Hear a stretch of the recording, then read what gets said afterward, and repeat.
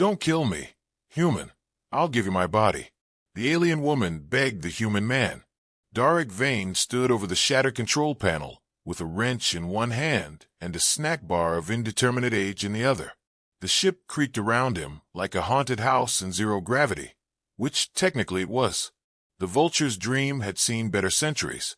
Most of its better parts had been sold, stolen, or deliberately ejected during a drunken argument with an asteroid. Diagnostics, he said, mouth full. The console blinked, then fizzled, then burst into flames. He calmly slapped it with a snack bar until the fire went out. I swear, if one more subsystem decides to self-immolate, I'm installing a priest. From behind the cracked hull glass, the stars watched without sympathy. The freighter drifted aimlessly near the edge of the Scorvex expanse, a chunk of forgotten space that was so far from civilization that even space pirates took one look and muttered, "Nah, too sketchy." Darek liked it that way. He didn't do people. People meant opinions. And taxes. But today, people had come to him in the worst way. As a blip, life form detected. The ship's AI announced with the same enthusiasm as a bored waiter reading a menu item he doesn't recommend. Darek blinked. Life form. In Cargo Bay 3. Quadrant Delta. Moving. He stared at the console. Suspicious. Are you sure it's not a space possum again? I am 97.8% certain it is not a space possum. The remaining 2.2% accounts for quantum anomalies, user error, and your bad attitude. Darek groaned, grabbed his plasma pistol, and muttered, "If it's a space possum wearing shoes again, I quit." The corridor lights flickered as he moved toward Bay 3, because of course they did. This ship ran on spite and static electricity. As he stepped into the cargo bay, the door hissed open like it was trying to sound dramatic. He didn't expect what he saw. Curled behind a crate of stolen solar batteries was a humanoid figure, female by silhouette, alien by aura. She looked up, eyes glowing with a violet hue that lit up the shadowed room, like twin nebulae. Her ears were long, arched upward slightly, and shimmered faintly like they were catching invisible frequencies. Her silver-white hair was tangled and fell over her shoulders like spilled mercury. She didn't move, except for the way her fingers curled protectively around a jagged shard of metal. Darek raised his pistol. She didn't blink. She just said, in a voice that quivered like a wire under tension, "Don't kill me, human. I'll give you my body." There was a long, long silence. Darek blinked once, then again, then lowered the pistol very slowly. "I feel like I should ask for clarification." Her brows drew together, confused. "Is that not the appropriate bargain? I offer physical possession of my interface core. It is contained within my biological structure. Access requires neural permission." Darek opened his mouth, then shut it. "So, just to be clear, you're not offering yourself for our reasons." She tilted her head. "Mating. Yep. That. No. I do not even find you aesthetically symmetrical." "Ouch. I am merely attempting to survive. If offering my core grants me continued respiration, then I am compelled to negotiate." Darek holstered his pistol and held up his hands. Okay, we're walking it back a bit. First, no stabbing. Second, who are you?" She hesitated. "Zyra of the Seraphi, pilot of the vessel Ilarian's Grasp. Formerly." He frowned. "The Seraphi are a myth. Like honest bounty hunters or calorie-free pizza." She narrowed her eyes. "And yet here I am, disproving both your ignorance and your sarcasm." "Yeah, that's fair." Zyra slowly stood, and Darek saw that she was barefoot, wearing what looked like a torn bodysuit of interwoven smart fabric, pulsing faintly with fading energy. Her movements were careful, like someone who hadn't fully decided whether they were a guest or a threat. He motioned toward the corridor. "You hungry? I've got scent food. Not the good kind, but it technically meets nutritional standards." "Your generosity is appreciated. I assume there is no risk of poisoning." "Oh, there's definitely a risk. But only if you have opinions about texture." She followed him. Over reheated rations that smelled vaguely like disappointment and recycled mushrooms, Zyra explained her situation. Her ship had been ambushed near the Expanse. Her crew was gone. She'd escaped in an emergency pod, crash landing onto the freighter, which had been magnetically dragging salvage from a forgotten skirmish site. Her interface core had been damaged in the impact. Without it, she couldn't communicate with higher-order systems or enter stasis. And you thought hiding in a rust bucket with an antisocial ex-soldier was the safest move? Your ship's lack of functionality made it appear unlikely to be inhabited. Darek rubbed his face. So insulting me is just your default setting? Only when I am conscious. He laughed despite himself. They sat in silence for a while, until Zyra turned to him. You should take the core. If reinstalled and bonded, it will interface with your systems. The technological advantage will be substantial. He stared at her. I'm not just going to take it. I don't even know what that means. And I'm not in the habit of stealing from exhausted refugees. Zyra studied him with that unsettling gaze. Then you are unusual among your species. He leaned back. Lady, you haven't even met my species. Just the cheap knockoff version. Later, while Zyra rested in the medbay, Darek sat in the cockpit, watching her biosigns on the screen. They were stabilizing, but slowly. The damage to her core might be permanent. He sighed and whispered to the darkness.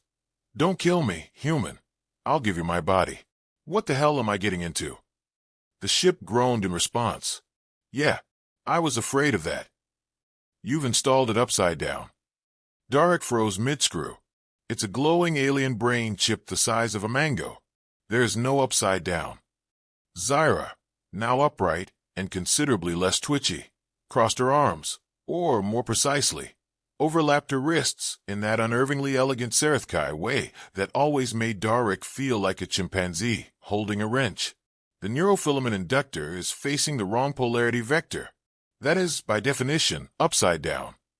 He squinted at the metallic node embedded in the console.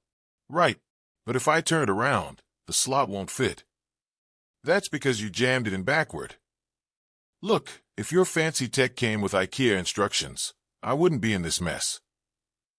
Zyra sighed and pushed past him with the air of someone who had already accepted she'd live a long, patient life, surrounded by the terminally mediocre. Her fingers danced over the panel. A soft whir, a click, a gentle pulse of blue light. The console lit up. The ship purred. Darek muttered something unkind about smugness and leaned against the wall. Zyra didn't acknowledge it. The interface core has been restored.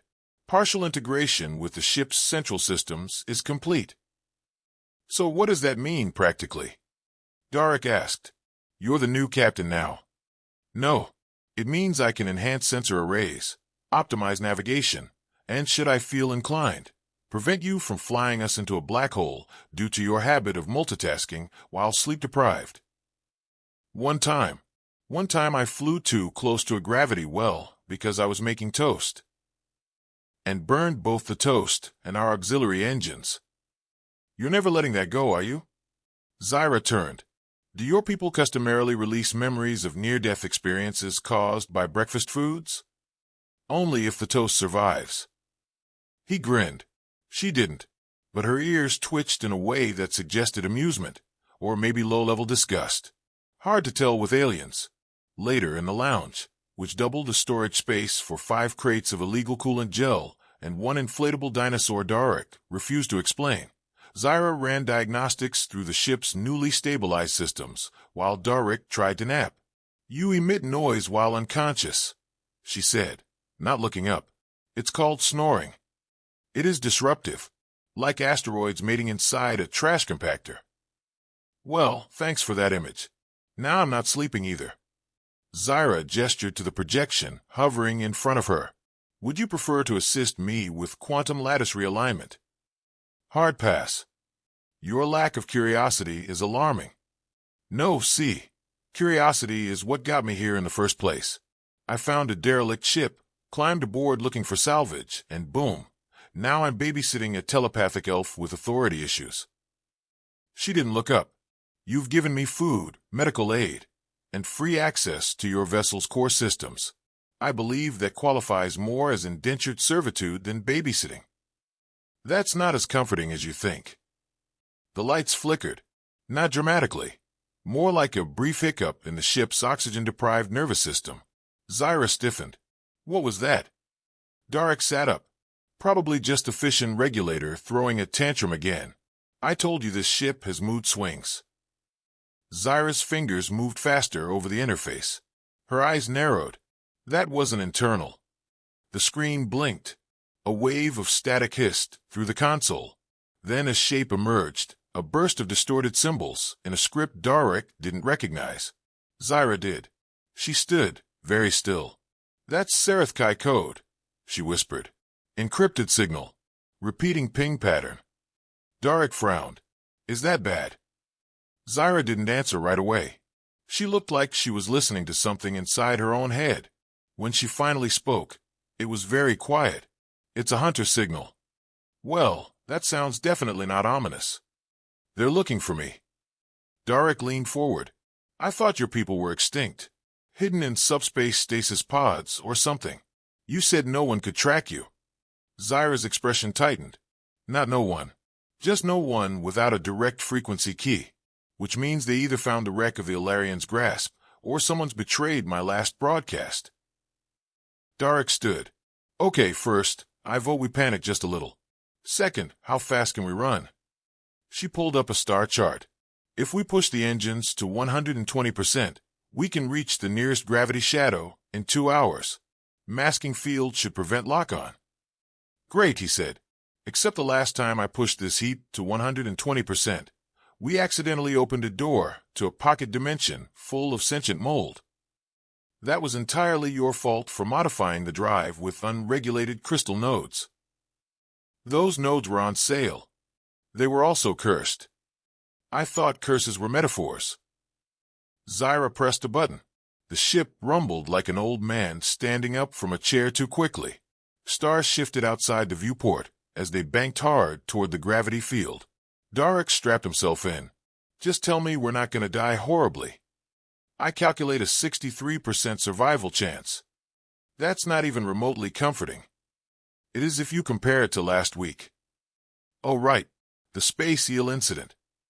Precisely.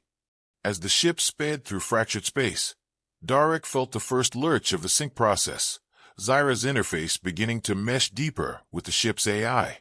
Lights dimmed. Screens blurred and refocused. The air felt thick with electricity, like the universe holding its breath. Then he heard her voice, not through the speakers, but inside his mind. Can you hear me? He sat up straighter. Okay, either you're telepathic, or I'm finally losing it. Our minds are partially linked through the interface core. It allows for synchronized reaction during high-risk maneuvers. Cool. Love that. Next time, maybe ask first before doing a Vulcan mind meld.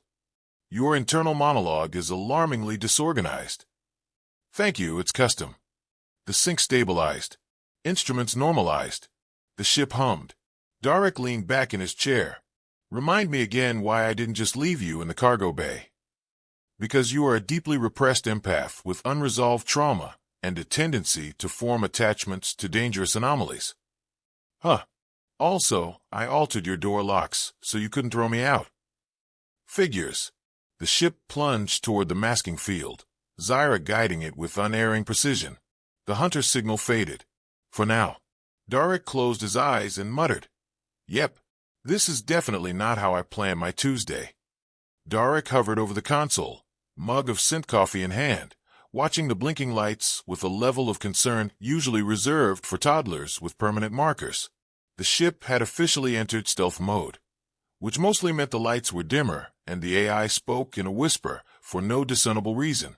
You know, he said, sipping, if this stealth field gets any quieter, I'm going to start hearing my own thoughts again. And nobody wants that. Zyra appeared behind him, startling him so badly he sloshed coffee onto the console. You should not leave beverages on active interfaces, she said, entirely without remorse. You should not sneak around like a ghost in a bathrobe. He shot back, wiping the console with his sleeve. I am not wearing a bathrobe. This is tactical regeneration fabric. Sure it is. And my socks are made of hyperweave. She ignored the sarcasm and pointed at the navigation map. The hunter's signal has gone silent. That means either they've lost us, or they're waiting. Oh, good, Darek said. So it's either safety or a trap. That's comforting. We should prepare for either outcome. I've initiated a defensive sweep of the lower hull. I've also reprogrammed the waste management system to double as an emergency propulsion backup. Darek stared at her. You weaponized the toilet? She tilted her head. It has a surprisingly efficient ejection system. Note to self, he muttered. Never use the head again. Zyra sat at the auxiliary station, fingers gliding through projected holo controls. While we're in this temporary lull, I recommend we begin the interface enhancement protocol. Hold on, Darek said. We just escaped certain death by pretending to be a space rock, and now you want to stick alien software into my nervous system. It's not invasive. It's a light synchronization overlay. That sounds exactly like what people say before invasive procedures. Zyra turned to him, her expression unreadable. Do you trust me? He opened his mouth, then paused. You literally rewired my ship while I was asleep and taught it to insult me in 3 dialects. I didn't teach it the third one. That was emergent behavior. I'm not sure that helps. But he sighed and sat down in the neural cradle anyway, because despite everything, some part of him had stopped doubting her. Or maybe he was just too tired to argue. That part was still unclear. Zyra calibrated the interface, and a soft hum filled the chamber. Darek felt warmth at the base of his skull, like someone had plugged his brain into a cozy data stream. Memories flickered in front of his mind's eye. Not his own. A vast sky, glowing with twin moons. Towers of translucent crystal, rising from alien oceans. Laughter in a language made of music. Then fire. Screams. Shadows that moved like wolves. A decision made in desperation. Zyra, he whispered. You're home. She sat beside him, eyes closed, sharing the feed. They turned on each other. We weren't meant to conquer, but some chose otherwise. The vision shifted. A debate in a great hall. Zyra standing defiant. Her father's voice, proud and afraid. Then exile. The feed faded, and Darek opened his eyes, throat tight. Well, he said hoarsely, that was heavier than my 3rd divorce. You've been married 3 times. No, just emotionally. That counts, right? Zyra blinked slowly. I am beginning to understand your cultural flaws. He exhaled, rubbing his temples. So what now? The core is fully bonded. We are connected. Emotionally, spiritually, or just wirelessly. She hesitated. Yes. Darek stared at her, then threw up his hands. Fantastic. I've got an alien in my head, and a smart toilet on deck. I've officially peaked. Zyra stood, moving to the main console. We are detecting a derelict satellite field 2 parsecs ahead. It may contain salvageable tech, possibly even a new signal amplifier. Darek perked up. You had me at derelict. Let's go rob the junkyard. They arrived 3 hours later.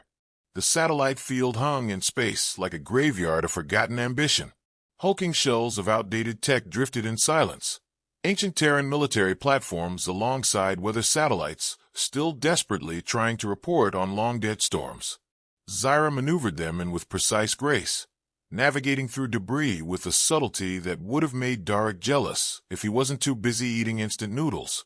This one, Zyra said, pointing at a twisted black satellite still pulsing with residual power. Its quantum core is intact. Darek pulled on his suit. And I'm the one who has to go out there and grab it, right? You're the only one who fits in the salvage harness. He grunted. You could have just called me skinny. Or heroic. I could have. But that would have been inaccurate. He muttered curses into his helmet, then launched himself into the void. The satellite was more intact than he'd expected. He activated his mag clamps and attached the tether, humming to himself to calm his nerves. Then he saw it. Something etched into the hull. Not Earth script. Not even Seraph Kai. Zyra, you getting this? She didn't answer. Zyra. Still nothing. He frowned, tapped his helmet. You're not mad about the toilet comment, are you? Static.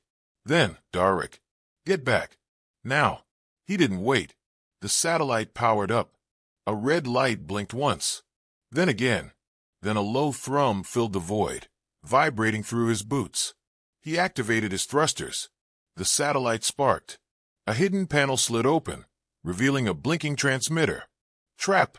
he asked, though he already knew the answer. Zyra's voice snapped back into clarity. "Get to the ship. They found us." Behind him, space warped.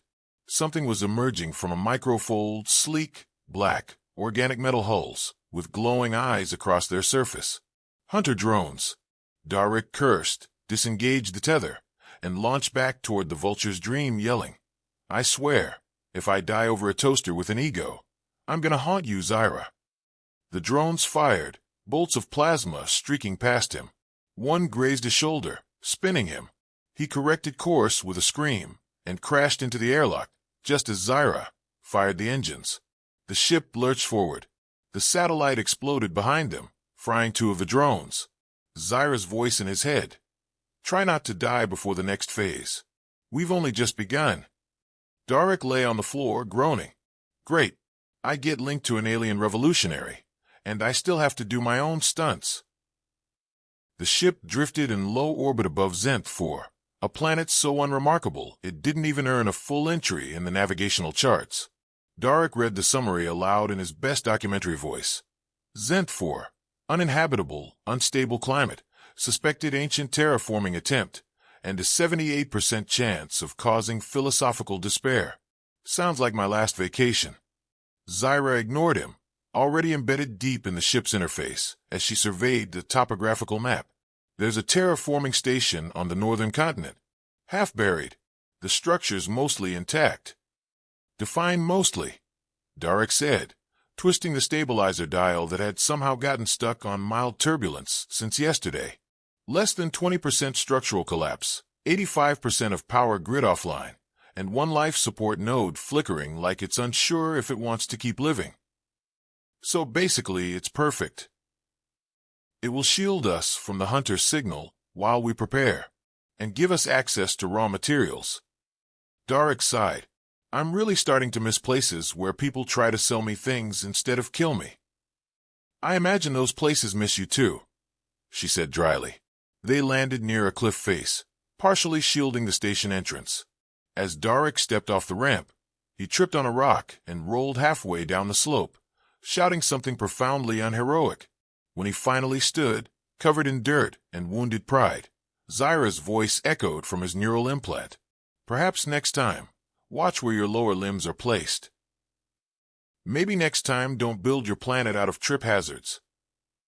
Inside the terraforming station, they found what could only be described as a miracle of pre-collapse engineering. Despite being buried under decades of dust and disuse, the core structure held. The main control room flickered to life under Zyra's touch. "I'm tapping into the geothermal core," she said, fingers moving rapidly. "Power output will be limited, but sufficient." "Sufficient for what?" Darik asked, setting down his bag of tools and snacks. "Defense." She turned to him. "We're going to be hunted again. It's not a question of if. It's a matter of how long we have to prepare." He looked around at the crumbling walls and exposed wiring. "So what you're saying is, it's home alone, but in space." "I don't know what that is." "You'd love it. It involves pain, traps, and minor property damage. All your favorite things." Within hours, Zyra had rerouted power through the central grid, reactivating old drone systems. Darik, meanwhile, found a cargo bay full of outdated terraforming drones and promptly named them all after people he didn't like. "This one's Captain Maldrick," he said, smacking a rusty sphere. "He once made me clean a reactor core with a toothbrush. Real peach." Zyra, peering into a hollow projection, replied, "You are assigning vengeful identities to dead machines. Therapy's expensive." Over the next day, they fortified the station. Zyra programmed auto-turrets, repurposed maintenance bots into rolling mines, and turned a defective weather control dish into a localized electromagnetic scrambler. Darik spent most of his time welding panels while arguing with a rogue AI that insisted on calling him Meat Unit. "Listen here, Facility Assistant number 27. I'm the reason you even have a power cycle." Show some respect. You are inefficient and poorly insulated. I'm insulted and moderately flammable. Thank you very much. Zyra found him shouting at the console with welding goggles, pushed up into his hair, and hands covered in soot. Are you forming emotional bonds with the AI? No, I'm forming a bitter lifelong rivalry. Just don't rewire it into a toaster again. That toaster had attitude. That night, while the station hummed with barely stable power, they sat by the primary interface node. Darek nursed a cup of something that claimed to be cocoa, but tasted suspiciously like motor oil. Zyra stared at the stars through the half-collapsed dome above. You could have left, she said suddenly, after the satellite field. You had a window. He stared at the drink. Yeah, I guess I could have. Why didn't you? He shrugged. You know, brain chip sharing, synchronized panic, the occasional psychic migraine. I've had worse dates. She didn't smile, but her ears twitched. I'm serious. He leaned back. Because you're not what I expected. You're not some piece of ancient tech I can sell. You're a person. And, despite all logic, I think I like having you around. Zyra looked at him for a long moment. You're illogical. Frequently. It's part of my charm. The silence that followed wasn't uncomfortable. It settled over them like a blanket, brief, soft, filled with unsaid things neither was quite ready to name. Then the proximity alarm screamed. Darek shot to his feet. Please tell me that's just a raccoon. Zyra tapped into the external sensors. Hunter scout ship. No raccoons. Damn it. The screen flared to life, displaying a sleek, black vessel descending through the atmosphere. They found us. How? Darek asked. We buried ourselves in this dump. They're tracking my neural signature. Even offline, the frequency can't be completely masked without. She stopped. Without severing it. Darek saw it in her eyes.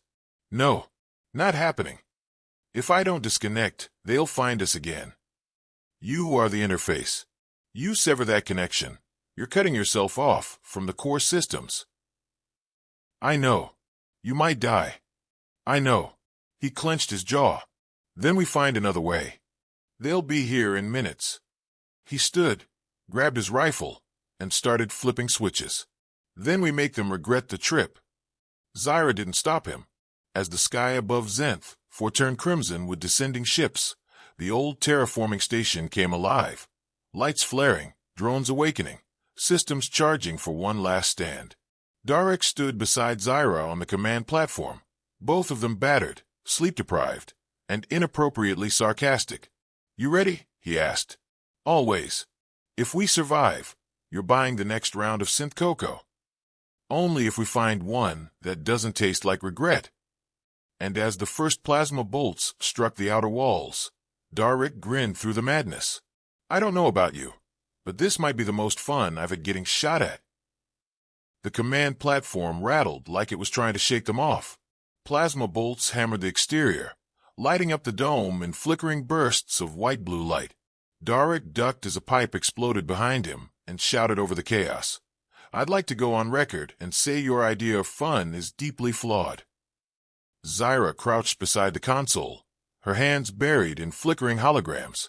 You're the one who installed antimatter trip mines next to the ventilation system. Yeah, and they're doing great work. Half the Hunter drones got turned into confetti. Slightly radioactive confetti, but still. A screeching wail echoed through the walls as the station's external drones began their last program charge.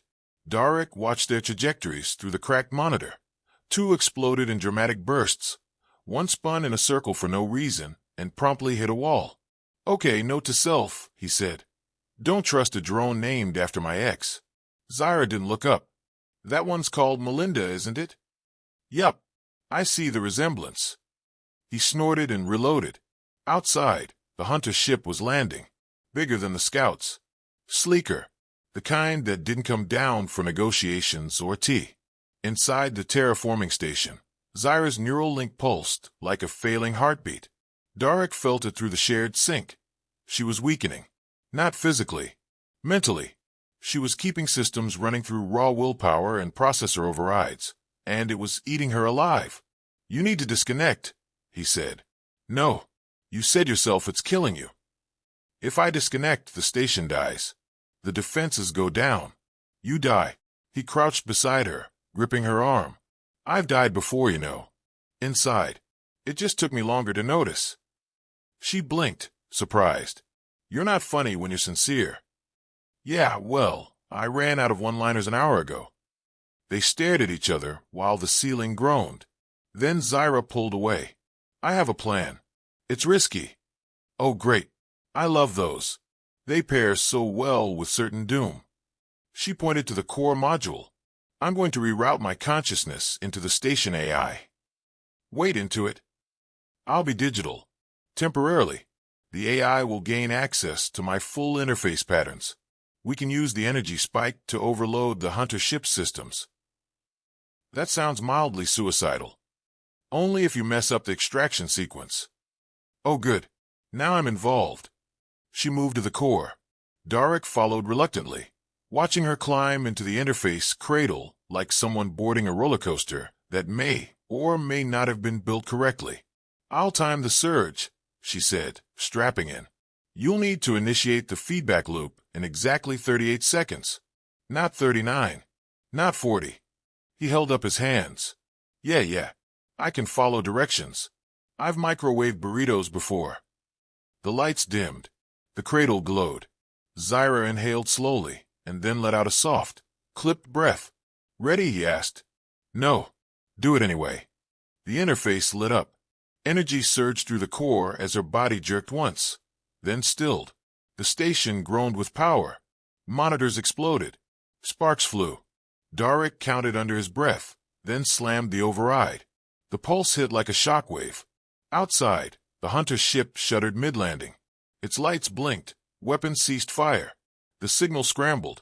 One of the drones flew directly into a crater and exploded without dignity. Inside, Zyra's body lay limp. Darek ran to her, heart pounding, calling her name. Zyra.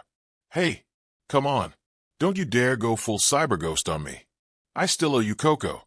Nothing. He dropped beside her, gripping her hand. Please, he whispered. I'm not ready to go back to talking to myself again. You're the first person who made this mess feel like a home. Then her fingers twitched. She coughed once, then opened her eyes. Your emotional appeal was effective, she croaked. Also, you reconnected the sync module backwards. He laughed and pulled her into a hug, careful not to jostle the wires. Remind me never to argue with a neural interface again. Noted. The station held. The Hunters withdrew. Whether by choice or confusion, Darek didn't know. He didn't care. For the first time in months, the silence felt like peace instead of a countdown. Later, in the cargo hold of Vulture's Dream, now mostly repaired with scavenged tech and Zyra's modifications, Darek stared at the star map. So what now? He asked. Zyra adjusted the targeting parameters on the NAV system. We send a signal to my people. A real one. Not a panicked distress ping wrapped in a soap opera subroutine. He hesitated. And if they come? Then I face them. With you. He nodded, quiet. And if they don't? Then we find a better planet. One with less shooting. Maybe one with actual food. He smiled. I hear Zenth 5 has goats. I don't know what that is. Oh, you will. They're like protein generators with attitude. She looked at him. Thank you. He raised an eyebrow. For what? Letting you weaponize my plumbing? Risking my life? Bleeding from at least 5 different limbs. For staying. He leaned back. Yeah, well, I guess I got tired of running. Turns out, being alone isn't as fun when the silence stops arguing back. Zyra's ears twitched. I still don't find you symmetrical, she said. He laughed. Good. I'd hate to ruin your aesthetic. The ship powered up, stars gleaming on the edge of the viewport. Their signal went out. Somewhere someone would answer. Or not. Either way, they weren't running anymore. The end.